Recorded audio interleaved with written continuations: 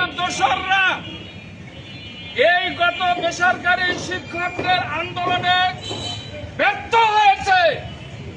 তাদের সেই ব্যর্থতার কারণে আজকে তারা গোপন রাস্তা দিয়ে দেলোয়ার হোসেন আজিজিকে হেনস্থা করার জন্য, সরকারি প্রত্যাশী জোটকে হেনস্থা করার জন্য আজকে তারা গোপন রাস্তা দিয়ে 19 সালে অডিট হওয়ার পরে তাকে আবার মিনিস্টারি অডিটের চিঠি দিয়ে তার মেরুদণ্ড ভেঙে দেওয়ার জন্য এই প্রক্রিয়া করতেছে।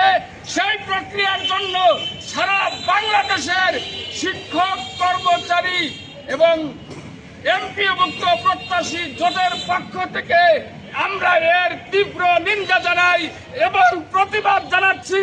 অনতি বিলম্বে কাতলা সেন আলিয়া মাদ্রাসার চিঠিকে প্রত্যাহার করতে হবে,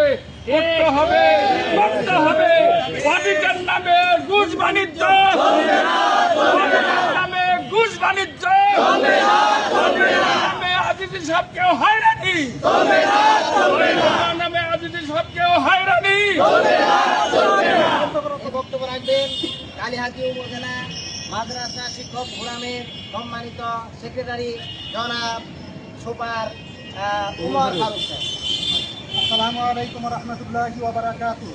সম্মানিত শিক্ষক কর্মচারীবৃন্দ, আজকে আমরা এখানে উপস্থিত হয়েছি। ইতিমধ্যেই আপনারা জেনেছেন আমাদের নেতা অধ্যক্ষ দেলোয়ার হোসেন আজিজি মহোদয়, তিনি আমাদের নেতৃত্ব দিয়ে শিক্ষক সমাজকে এই দেশে আর্থিকভাবে এবং সামাজিকভাবে প্রতিষ্ঠিত করার জন্য, তাদেরকে উচ্চ আসনে প্রতিষ্ঠিত করার জন্য তিনি নেতৃত্ব দিয়ে যাচ্ছেন। ইতিমধ্যে আপনারা অবগত হয়েছেন, আপনারা অবগত আছেন, আমরা পর্যন্ত সকলের জন্য একই হারে বরাদ্দ ছিল।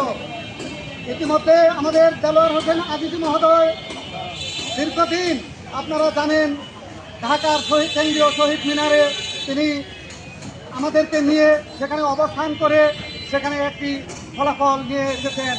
আমরা বর্তমান মাস থেকে 7.5% এবং আগামী জুলাই থেকে আরও 7%, সর্বমোট 15% হারে বাড়ি ভাড়া আমরা পেতে যাচ্ছি। এটা সম্পূর্ণ অধ্যক্ষ দেলোয়ার হোসেন আজিজি মহোদয়ের কৃতিত্ব। সেই সাথে আমরা আরও অনেক সুযোগ সুবিধা পাবো বা পেতে যাচ্ছি।